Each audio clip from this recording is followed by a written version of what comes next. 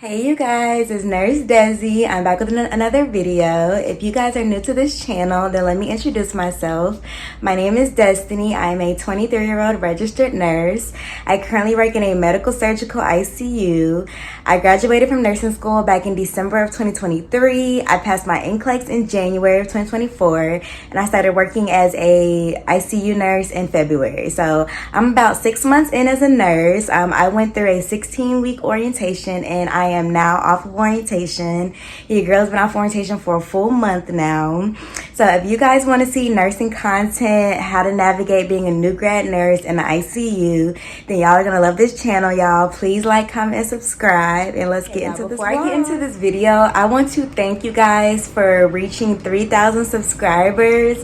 Y'all, I am so grateful for you guys. Y'all are so amazing. I'm so happy that I decided to make this channel when I was in nursing school.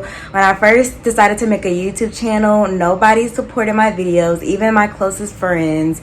Nobody supported me, and I decided to keep going and pushing because I wanted to show young black girls like me that it is possible to go to school and make a living and go get a career that you love and that you're passionate in. And I just wanted to show an example of a young girl like me able to do it. So the fact that I have gained this amazing supportive following, y'all, I just thank y'all so much for y'all support, and this is only the beginning. So we are going to make plenty more progress. So y'all continue to support, and I promise this channel is going to be worth it. Okay y'all, so today is July 31st, and I am currently dressed and ready for work. Today is going to be shift 1 out of 3.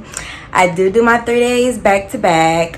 If y'all don't know, I do work night shift. So I do today, tomorrow, and then Friday. And then I will have the weekend off. So let's pray for a good shift. I ordered some Chipotle, and I'm about to go pick up my food. So let's pray that we get some good patients, good shift.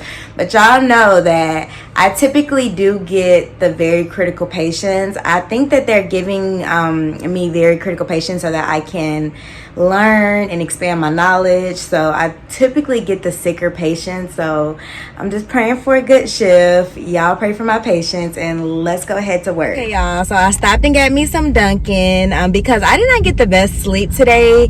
It's always hard flipping back to a night schedule because on my off days I do flip back to a day schedule just so I can have a normal life. But it do be hard to switch back when you have to work again. So the first day, sometimes I do need a coffee, but as soon as I get to work, I immediately lock in because I know, like, I got to be awake. I got to take care of my patients.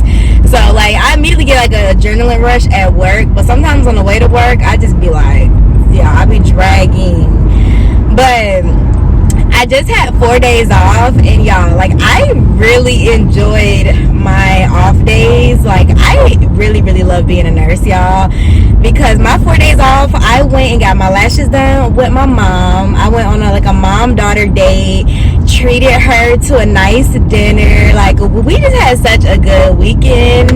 And then after that, I went to the gym. I got back in the gym two days in a row. I'm trying to push for 3 days.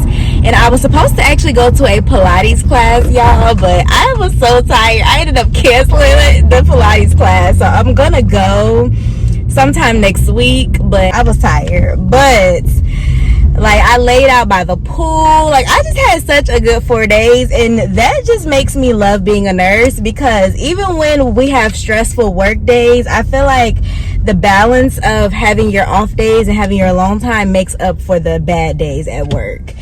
Okay y'all, secured the Chipotle. Now I'm about to head to work, and I'll talk to y'all when I get to work. Okay y'all, so I just got to work. I'm about to turn into the parking garage. Normally I get here really early on my first day so that I can read my patient's chart, see what things that I gotta do for my shift, read the orders. Make sure y'all read your orders, y'all. Read the patient's their labs, all the medications that they have to have, the PRNs, just go through everything.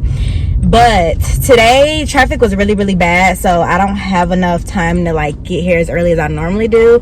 But that's okay, because the more and more that I'm getting comfortable with being a nurse, now I know how to kind of quickly breeze through my patient's chart, figure out what's the most important thing, and then just go from there. So the more and more that you come to work, you will start to get comfortable. And that's what I do like about being a new grad, is because you are in the beginning, it's nerve-wracking, but you will get more comfortable as time goes. So don't think that you're always gonna have that like terrified feeling, because I used to be super nervous coming into work every day. Now, like, I'm just like, I don't really think about what type of patient I'm gonna get, what's gonna happen. I just go from like, I just like to start off like a fresh slate.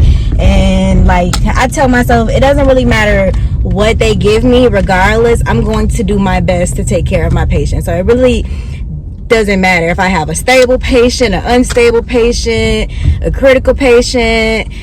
Regardless, they're going to get taken care of the best of my ability, and I'm going to make sure that everything gets done to my, to my capability. So I don't even like to stress myself out about thinking about the unknown. So it's gonna get dark because I am in the garage right now, but I'm about to get parked and head into work.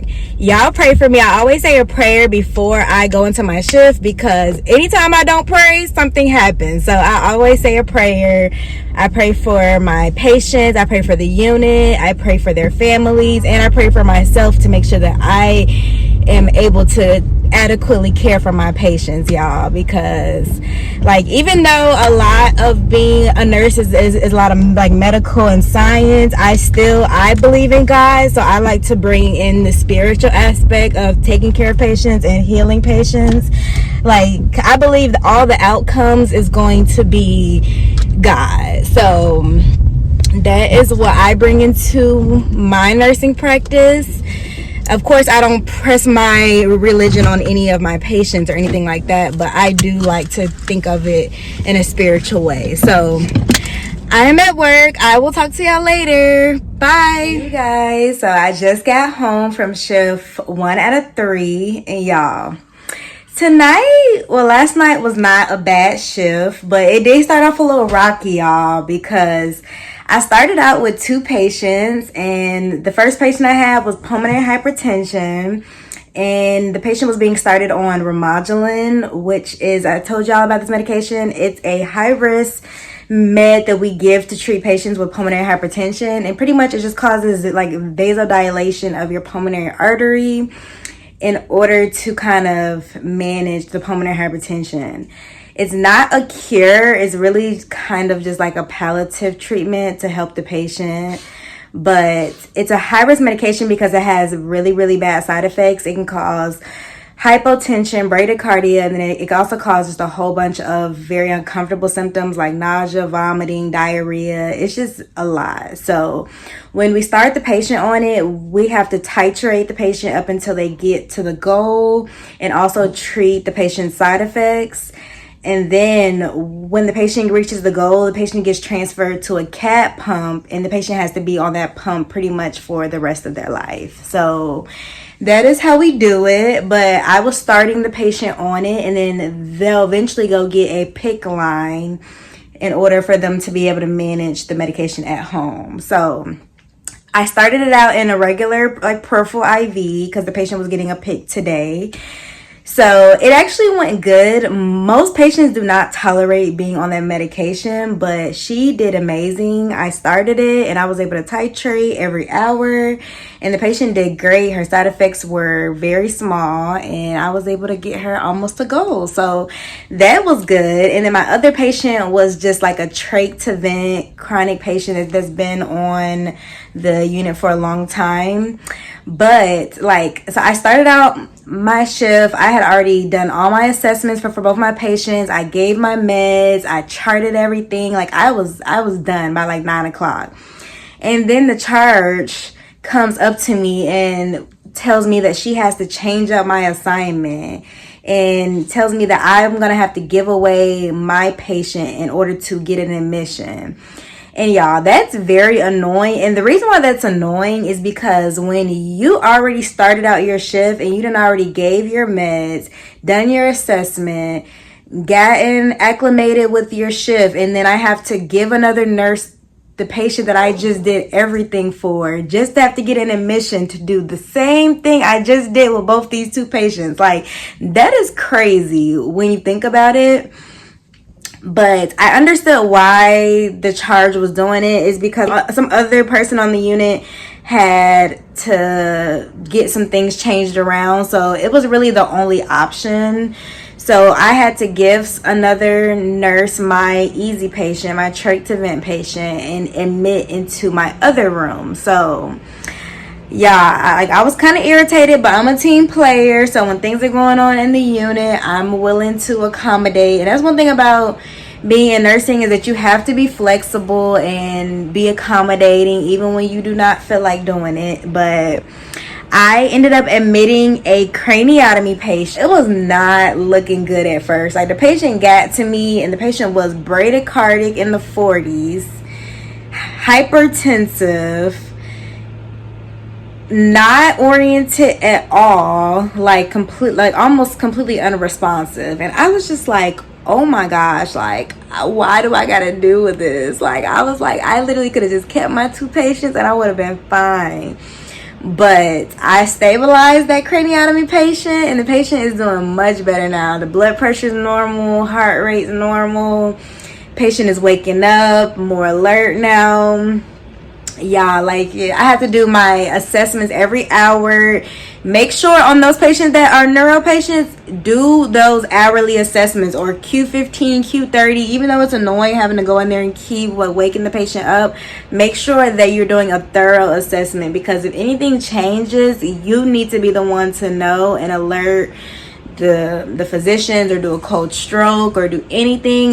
You have to know when the patient was last well. So it's very important to do those hourly assessments on time. So I was going in to wake the patient up, doing a full type of neuro assessment. I'm like, tell me your name, can you raise your arm up, squeeze my hand, can you wiggle your toes? Yeah, all night long. So I'm overstimulated, y'all. I'm very tired, but I have to give y'all a debrief. So it wasn't a bad shift. It went okay. So shift 1 out of 3 is complete. I did get out of there pretty early, so I'm about to go to bed, and I will talk to y'all for shift 2 out of 3. Bye. Hey, you guys. So today is Thursday, August 1st, and happy new month, y'all. I pray y'all have a blessed August. I hope this is y'all month. Plenty blessings, and I pray that y'all have a good rest of your 2024, because y'all know the last couple months of the year is going to fly by. So praying that this is y'all year. So your girl is dressed and ready for work. I'm ready for shift 2 out of 3. And y'all, I slept pretty good today, so I'm happy about that, because I was exhausted, y'all. I was exhausted. So I'm dressed and ready, got my pink on. I love wearing my pink to work. And I love that my job is not like strict on dress code, because I still wear my navy pants, but pretty much any shirt, I can wear any shirt to work, and they really don't care. So I like that. But I hope I have my same patients back, because at least I'm familiar with them, and I hope they don't start switching up assignments in the middle of the shift. But y'all know how it go in nursing. So I'm going to head out. I definitely need a coffee, y'all. Like, every day I need a coffee, honestly. So I'm gonna stop and get a coffee. And then I'm probably gonna get Panera today. So I'll probably get a salad so that I can eat something light, because I haven't been having a big appetite at work lately. So I'm gonna get something light, and then I'll head to work. So I will talk to y'all later. Okay, y'all, your girl made it to work. I am exhausted, y'all. Day 2 is the hardest day. So wish me luck, y'all. I am tired, exhausted, just drained, but I gotta get to it. So I'm praying I have a great shift, praying my patients are doing better, praying the unit is okay, because they did send out a message and said that we're like critically short on staffing. So I'm already expecting for it to be a lot. So Let's just hope for a good shift. I will come back to y'all after my shift for a post-shift recap. Bye, y'all. Good morning, you guys. So I am off of work. Shift 2 out of 3 was actually a great night, y'all. Like, I have been really looking up. I've been having some great shifts lately. So my patients, I had my 2 same patients back, and the patients did amazing. Both of my patients are improving so well. I was able to get the pulmonary hypertension patient, I was able to titrate her up to her goal on her prostacycline. So that is really exciting, because that means that she'll be able to get moved to her CAD pump and be able to go home. So I'm really, really happy about that. And her symptoms were managed all night. She slept great. And then my other patient that had the craniotomy, she is actually becoming way more alert. She's A&O times 3 now. She's moving around. Everything is looking better. So I had a great night. I'm really, like, I love having nights that just go as planned. Everybody is getting better, because that's what makes being ICU nurse good, when you're not always seeing the sad outcomes or the death and the super critical dying. Sometimes, like, I like to see patients do better and actually go home. So I really like that both my patients are stable and they're doing great. So a good night, y'all. Only thing is that, like, they barely had anything to do throughout the shift. So I was, like, so tired because I wasn't as busy as I normally am. So the night was dragging, but it's much better to just y'all, the night was dragging. Like, I was exhausted because I was not busy, but a win is a win. Your girl is about to knock out when I go home. And I'm excited because I know that tonight is my last night and I got 2 shifts off. So I'm just hoping that my 3rd night goes as good as these last 2 nights have gone. Because it's rare to have a stretch where every single night is good. Normally in the ICU, it don't work like that. It's always like one good shift, then one bad shift, and then it kind of balances itself out. But I really looked up these last couple days, because the whole unit was like getting a lot of crazy admissions. Patients were sick, patients were dying. And since I had free time, of course, I was helping out my peers, helping other nurses, trying to do things for them, since I did not have hardly anything to do with my patients. So that was the good part. I was able to help my team out, but it just took so, like, y'all, the night was dragging so long. So your girl's about to go to sleep. I will talk to y'all tonight for shift 3 out of 3. You guys, today is August 2nd, and your girl is on the way to shift 3 out of 3. Y'all, we made it. Y'all, I feel very well rested. I always get a burst of energy on the last shift because I know that I'm not back. I got the weekend off. I do got to work 1 shift on Monday, but then I have another 2 days off. So it is what it is. So I'm just hoping that this last shift is a good shift, because I've had a great stretch so far. Normally that does not happen. So your girl is praying for a good last shift. But even if it is a crazy shift, I know I don't have to come back. So that is what I like to look forward to. So I will talk to y'all when I get to work. And oh, I forgot to tell y'all. So I did order me a new work bag on Amazon. I'm gonna show it to you guys. It is so freaking cute. So I normally have a pink bag, but the bag was looking so dingy and I was getting so tired of it. So I ordered this while I was at work, because I had some downtime. So I went ahead and ordered me another work bag. It came so fast. It came like the same day. It was crazy. So I've been feeling the tan, because I'm kind of getting out of that pink phase where I want everything to be pink. I'm kind of growing out of that. So the tan is more neutral and it's super cute, and it fits all my work stuff, because I be bringing a lot of stuff to work. Like, I got my clipboard, my binder, pens, my stethoscope, just a whole bunch of stuff. So I did a what is in my nurse bag video already, so it's really not, anything has changed.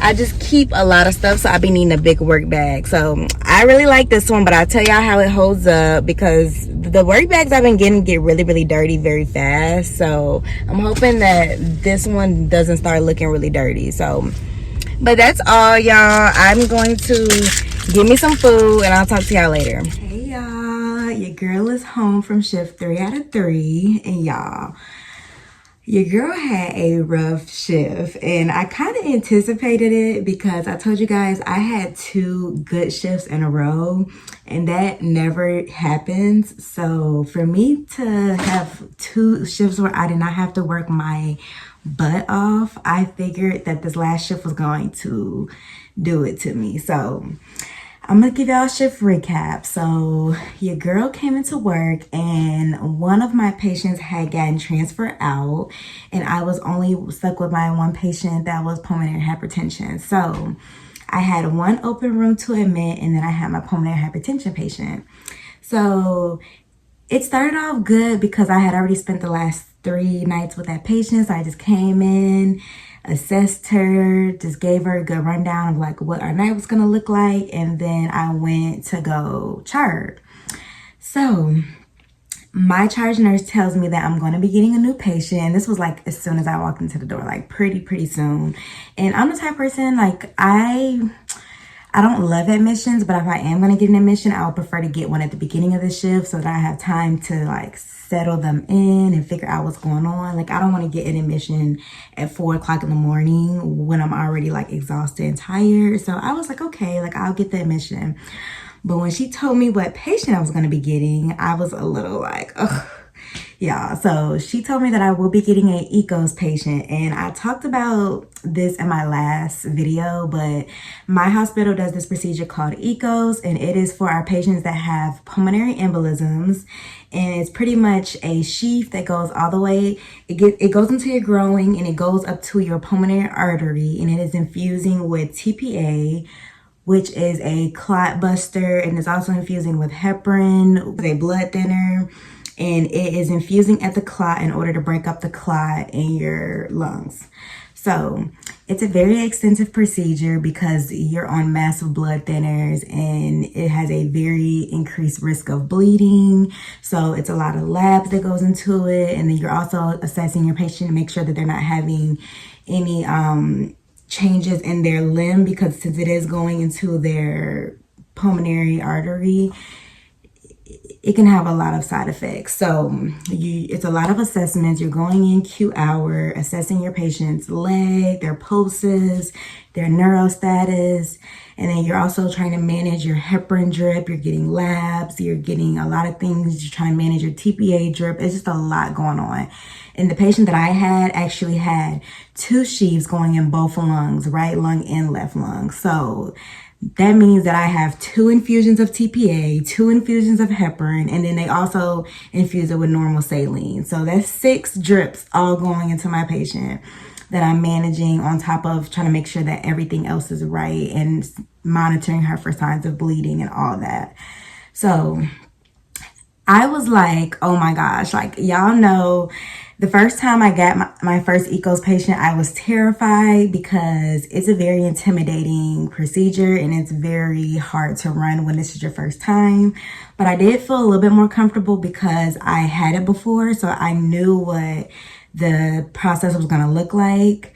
But it's not the funnest procedure to run because when patients come back from the ecos procedure, they have to lay flat for over 10 hours, and some patients have to lay flat for 20 hours because the sheath is going in your leg, and if you move too much, that can increase your risk of bleeding. So the patient has to lay completely flat, which sounds okay, but when you are actually in the situation and your back starts hurting and your neck is hurting and you want to move positions and you can't, it's miserable. So the patients tend to be very antsy. They get anxious, and I would too because I don't want to lay flat in one position for hours. So it's understandable, but it comes with just a lot of uncomfort and anxiety. So I was just not too excited about getting an ecos patient, but I noticed the one thing about being a new grad is that when you are uncomfortable about getting certain types of patients, or if you're afraid of like getting certain admissions, then you need to throw yourselves in those situations because it'll make you get more and more comfortable with it. So I'm really proud of myself for taking the patient, and I think I did very well, but y'all, it was so overwhelming. And the only reason why it was overwhelming is because I got my patient right around 8 o'clock, so pretty early on in my shift. And my other patient was pretty stable. So I had just came out of her room. So I told my other patient, like, I'm going to be in my new patient's room. Give me like an hour and I'll come back. So I settled my ecos patient in, and when the ecos patients first come in, you have to make sure that you're assessing the patient's site, and then you have to trace all of your lines back to make sure that the TPA is running at the correct amount, the heparin is running right, and that there's no complications. So that took me a good hour to settle in. So I got her settled away, had to verify my drips and do my assessment on my new patient. And then I sit down to chart, and then my other patient, family member runs outside and said that they are bleeding from their central line. And I was like, what? So I run into my other patient's room, and y'all, my patient is like oozing blood all down from her central line. And I was like, what is going on? So I immediately like grabbed some gauze and I applied pressure, and I'm like, what just happened? Like, why are you bleeding? And she's like, I don't know. Like, I don't know if I pulled something. So I don't know, but the patient is on a blood thinner. So that means that she's going to be bleeding even more. So I am holding pressure, but the blood was just coming way faster than I was anticipating. Like, I've never seen a person bleeding that much from a central line. So I was like, okay, let me call somebody to get some help in here. So I called my hospital IV team, because they have certain things that you can put around a patient's line to stop bleeding.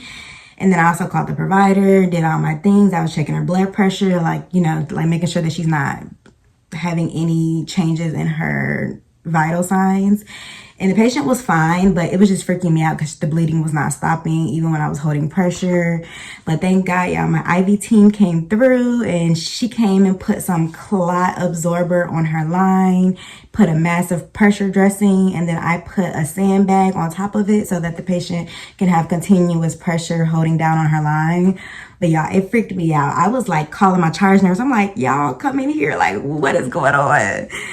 But it turned out to be fine. But for all that to be happening right when I just got a critical patient in my other room, it was just a lot, y'all. I was very overstimulated my first couple hours. So after all that happened, I had to go, of course, check on my new ecos patient and check her pulses and try to make sure everything's going good with her. And it was a lot of back and forth. Every hour I was in both rooms trying to make sure that my other patient's not bleeding out, and making sure my other patient is not bleeding out either, because the other patient is on a massive blood thinner and heparin. So I was just like, what is going on right now, y'all? I was freaking out, but everything turned out to be fine. And I really feel proud of myself about the way that I managed both of my patients, because I had some critical patients on both sides. It was a hectic night, y'all. So hectic, but your girl survived. I made it. I did great. And then the patient that was on ecos, I was also trending her pulmonary artery pressures, which I had never done. So I learned from the charge nurse, and then I was able to teach the oncoming nurse that was coming on day shift how to do the pulmonary artery pressure. So it was very cool. It was something new, and I love learning new things. And now I feel like since I have 2 ecos patients under my belt, I will know how to move forward from those patients. So your girl felt like I did great as a new grad nurse, and I just wanted to give y'all a debrief and tell y'all that, y'all, it's hard being a new grad, but take it a day at a time, and it does get better with time. So I hope y'all enjoyed this video. I'm gonna go ahead and end this vlog out. Thank y'all again for getting me to 3,000 subscribers. I hope you guys enjoyed these videos. Please like, comment, and subscribe, and I will see y'all in the next vlog. Bye.